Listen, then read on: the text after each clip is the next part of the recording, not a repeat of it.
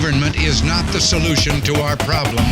Government is the problem. Do you want the whole truth? I don't think you're ready. Governments don't control things.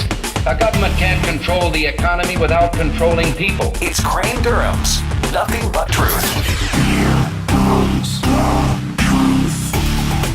Welcome back, Crane Durham's Nothing But Truth, AFR Talk. Great to be with you. We go now to our guest, our good friend Hans von Spakovsky, Senior Legal Analyst at the Heritage Foundation, author of the book Who's Counting, and former Assistant to the Attorney General in the Civil Rights Division of the Department of Justice as he served. Hans, great to be with you. A lot of road to cover tonight, so I thought we'd jump right in. Why not immigration? Here's something that deals directly with the law, and the president spoke to this in his interview with Telemundo, and in this with Jose Diaz-Balart, he is answering the notion of suspending the deportation of another group of illegal aliens in this country. And the reporter is saying, hey, you did it with one group, can you do it with another, in essence? And here's what the president had to say. Roll it. Yeah. Here's the problem that I have, Jose, and I've said this consistently. My job in the executive branch is supposed to be to carry out the laws that are passed. Congress has said, here's the law when it comes to those who are undocumented, and they allocate a whole bunch of money for enforcement.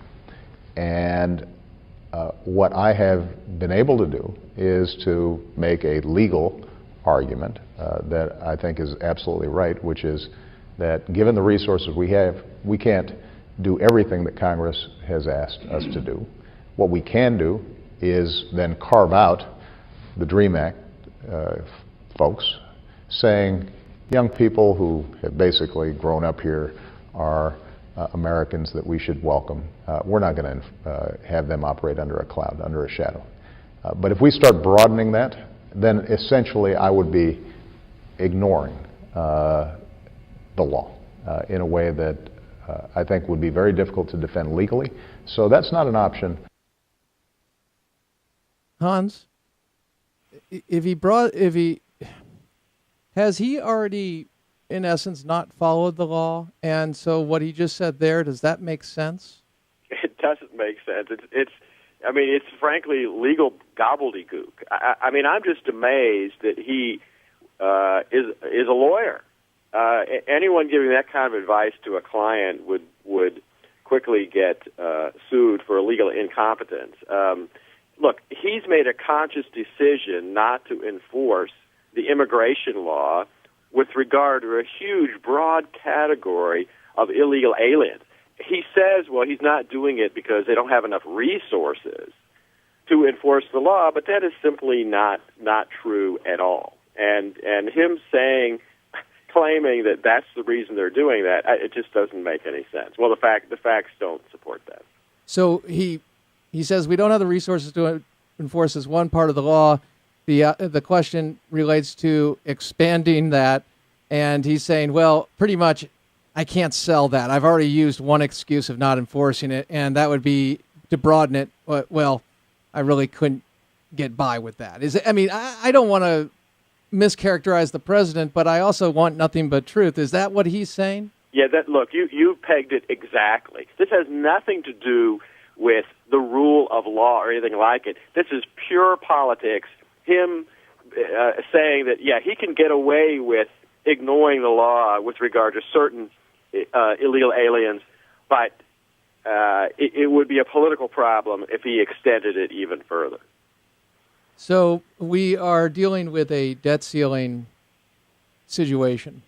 And interestingly enough, Steny Hoyer weighed in on this. And after using the term and the phrase, along with the Politico reporter, about taking hostages, he summed up the advice that is being given to Republicans and the people that support the idea of defunding Obamacare through the continuing resolution that would be September 30th, I guess, as opposed to the idea of doing that, characterized it, taking hostages, puts our country on the brink. We're not going to pay our bills. It's going to shut down government. That's awful.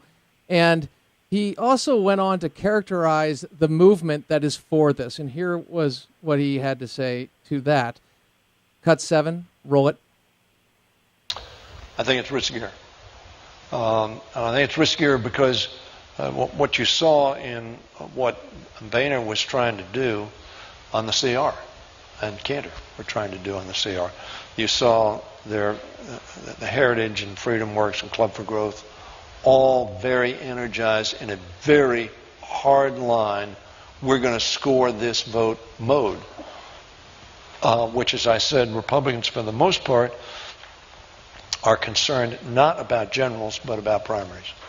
And they're concerned about funding from these very, very hard-line right groups, right-wing groups, incorrect groups, but right-wing groups. And I think that in that context, we're at greater risk. Greater risk of defaulting, greater risk of bringing the country to the brink. Hans, Steny Hoyer, a man who is very well respected in Congress, Maryland. He is the minority leader, or minority whip, I guess, in the House. And my question to you is there a strategy that's going on right now to characterize the movement behind the support for defunding Obamacare? Your thoughts? Yes, there is. I mean, you saw the remarks, too, of Harry Reid castigating the Tea Party movement. And it's just amazing to me that Americans who want to apply common sense to the federal government, who want it to quit spending money it doesn't have, who want to stop a bill that the vast majority of Americans don't want, and that the administration is unable to implement, and they're characterized as, terrorists, as wanting to take hostages. I mean, that kind of language is completely inappropriate and not applicable to this situation. And speaking of that language, to be clear, because I want people to realize when I say something, we have some background when Hans says it, and then I want to go to the funding. But if we could pull up cut number 6, that would be great. Because this is the way there's two parts to this clip, and it has to do with the Politico's reporter's introduction and also the close of the clip at the end of the interview where Steny Hoyer weighs in and uses the very language. Roll it. Speaking of hostage taking, if you take hostages, the only way that scenario works is if you're willing to kill the hostage on the debt limit. Do you think there is a real risk that we get very close to the point of being unable to borrow further at the Treasury and to default given the differences on the fiscal issues and insistence among Republicans on either defunding Obamacare or cutting spending in a way that Democrats would never expect? Well, agreed on that. So that almost all the leaders, and certainly every former Republican president, believes that it's taking that hostage is a hostage you do not want to kill. Taking that hostage, that if you killed that hostage, would kill the economy and undermine the stability of the country and give to the world an extraordinarily negative view of the United States' ability to manage its own affairs. So let's separate this out, Hans. Let's talk about the continuing resolution and the potential for a shutdown. Is the language appropriate in that if the Republicans put forth a defund measure and bottom line, they said, look, we're going to defund Obamacare or we'll go with the government shutdown. You have written to this what happens during a government shutdown, quote unquote, in your latest piece on Heritage. So please explain. Well, that terminology is wrong. The government doesn't shut down when a continuing resolution isn't approved. In fact, the law says that there's all these exceptions built into the law. And for example, national security, the conduct of foreign relations, that keeps going on. Benefit payments like Social Security, that all keeps going because the laws provide that those kind of things keep going. Law enforcement continues. Border enforcement continues. All of that keeps going even when a continuing resolution is vetoed by the president. So this idea that the whole government's going to shut down, it's not going to happen. In one of the last shutdowns back in 95, 80% of the employees at the Social Security Administration kept on working because they were considered necessary to keep making benefit payments. I love the history in this because you detail about how this is expanded through and through. Every shutdown, they look for ways to expand the definition of what is absolutely necessary. That's right. And so what this is about is educating all of us, Hans, in the sense that we're going to be told that this thing's going to be catastrophic. It's going to be the worst thing ever. And what you're doing is saying, no, this is what it is specifically. Now, people can make their own judgments on if they believe it's catastrophic. After reading this and seeing the history of it, even if you just read this piece because it's so good in its definition of what actually happens and explaining it, you're going to come away and go, wait, somebody's not telling the truth. Somebody's trying to really scare me over here. And that's a problem. Well, that's the White House. The White House is trying to scare you. So tell me, let's shift it to the debt ceiling, though, which we'll look at. We've got to separate those things, don't we, Hans? The continuing resolution, and then later, I guess mid-October, people have talked about it being the issue. September 30th, the budget, continuing resolution deadline. Mid-October for the debt ceiling debate and raising the debt ceiling. Explain raising the debt ceiling of what it is, and if we do not do it, what are the consequences of that? Well, as most people know, we spend more money than we take in as tax revenues. And the way that part of the federal budget is financed is by borrowing money. But that can't be done until and unless Congress raises the debt ceiling. That means the total amount of borrowing that the United States can do. And, we've collected more, I think the U.S. government's collected more in tax revenue this year than ever before, and yet we still have a huge deficit. Even if they didn't raise the debt ceiling, there are enough tax revenues coming in that they could continue to service the debt of the United States for quite a long time. They would have to cut out a lot of the, frankly, wasteful other programs in the federal budget, but the idea that we would suddenly not be paying back the money we've borrowed, that's also not true. Okay, but the threat has always been Social Security and the fear of that. And as I understand it, we will have enough revenue to cover those.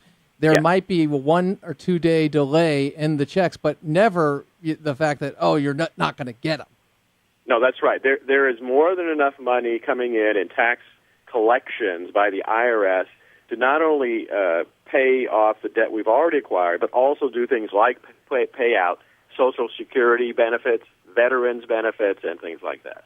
Once again, proving this war, the battle that we are in, is a battle of information of what is true and what has been exaggerated, much like the sequester was and is continuing to be invoked in certain times that it has no business being there. And I guess that's the overall point, isn't it, Hans?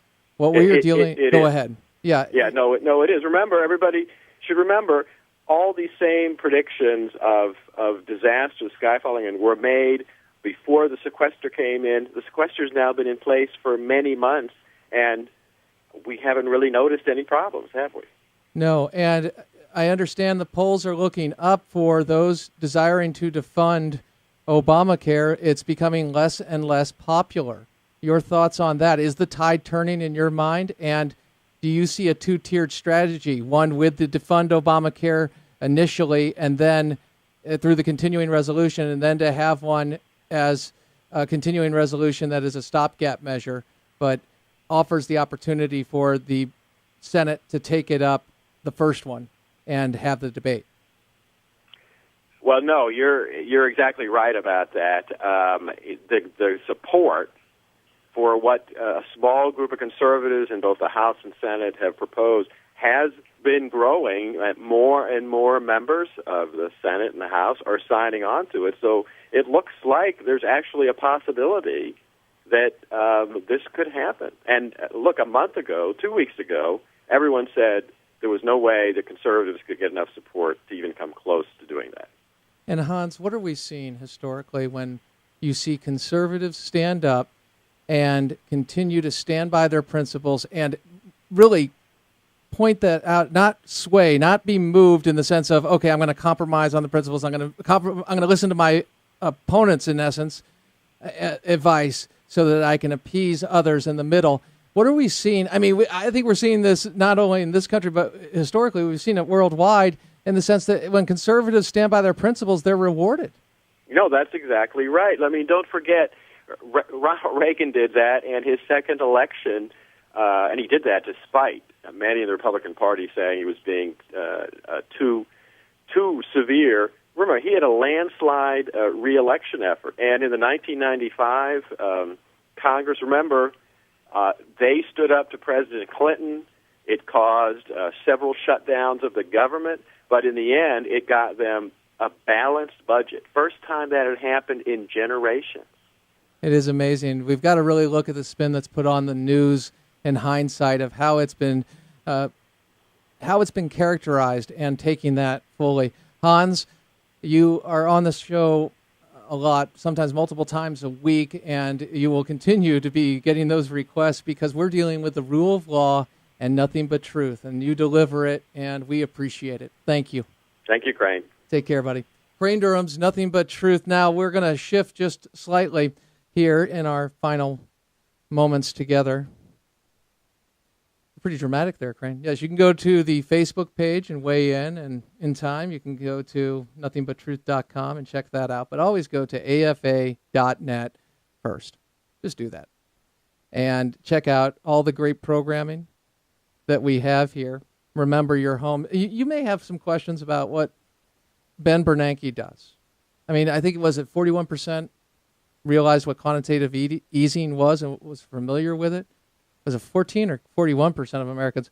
And those are things that impact our day-to-day. When we go to the grocery store and we're seeing prices go up, we're seeing the impact of a devaluing dollar. Now, I don't want to get too into the weeds. The bottom line is you have financial issues with Dan the Man Celia. Before that, you have Sandy Rios bringing you the top stories that maybe you didn't catch that were going on overnight. She's bringing you up to speed on those and her commentary. She is a cultural warrior. And we have the likes of Tim Wildman, president of AFA and co-host of Today's Issues with Eddie V, Ed Vitaliano.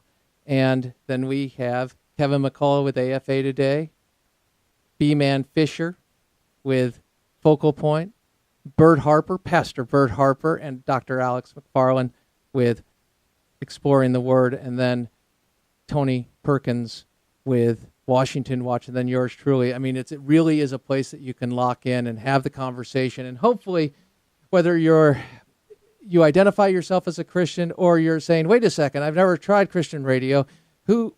What is this Christian worldview? Do all Christians agree? No, we don't agree, but we do agree that Jesus Christ is Savior. Absolutely. And there is only one way, and it is through Him.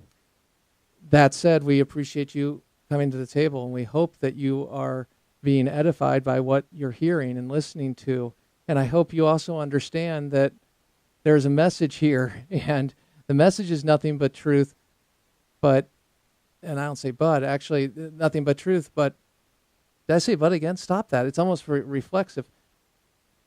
It's a part of that is God knows you, God loves you, He created you. That's a big part of this, understanding that you are created, you have a purpose, and there is absolute truth, and you can explore that. And I mentioned Pastor Bert, Dr. Alex McFarland with Exploring the Word in the sense of apologetics. We have a program note on Thursday nights with our good friend Pastor Aaron Free, and we go over some of these issues. And Nothing But Truth has its as a Christian worldview, but there are different flavors and styles to each show. So I hope you are taking the time to get to know the network and being a part of things, and we do appreciate it. We go now to a discussion of the way things are presented to you and how they're presented to you. The idea that, are you being told the truth? And it's interesting because CNN, cut number 20, we had Piers Morgan detailing the gun used in the Navy Yard shooting by Aaron Alexis. And he said it was an AR-15. It happens to be not true. But here's what many people heard in regard to that story on CNN. Roll it. What's your best explanation at this point? Is this about some private contractor not doing their job well? Is this about policy? Is this about money? What do you think? Because this is not one of these random events where, well, could his mental health been better? You know, could we have kept him out of the general population? This is about a process where he got the access that he shouldn't have had. What's your best chance? Well, it's hard to know. We'll continue with this investigation. But certainly, as I look at, for example, sequestration, which is about saving money in the federal government being spent, have we somehow skimped, on what would be available for projects like this, and then we put people at risk. Obviously, 12 people have paid the ultimate price for whatever was done to have this man on the base. Actually, that was Mayor Gray of D.C. talking about sequestration and invoking that. And I'm glad we actually played that clip because that's the one I called for. CNN, Piers Morgan, he was wrong on the AR-15. We can do that later. But more importantly, let's cut to the chase on this. And let's go to cut number 5. Because Jake Tapper of CNN, later that evening, actually addressed directly the charge that this was a result of sequester, the cutbacks in government. And the Time reporter is asked about this, and here's the exchange. Roll it. As I understand it, the investigation started in September 2012. It ended last month. What kind of cutbacks took place? And does this have anything to do with the so-called sequester cuts? And that's actually the big takeaway, that this is pre-existing to sequestration. Pre-sequester. Wow. So this can't be blamed on the sequester. Yeah, I mean, you can blame it on the general pressures on the Department of Defense and really the entire federal government over the past several years to bring down their costs. There's certainly been budget cuts to the Defense Department and the Navy. But this is certainly, this isn't the sequester. This isn't the thing that you've heard at Washington talk about. Right. Everybody in Washington talk about. The forced budget cuts, right. Budget cuts. This is a decision that somebody made. This wasn't something that was forced on the Navy. There you go. And that's sort of, and that led to, this Inspector General report says it led to a decrease in security of these facilities. There you have it. Thank you. So this is the way we get the news and the way it's being presented, and it's a part of this. Some people have said, well, what evidence do you have of Obama lying? Well, we've done countless shows detailing that, and please explore the library of Nothing But Truth on those things regarding Benghazi and the IRS scandal, among others.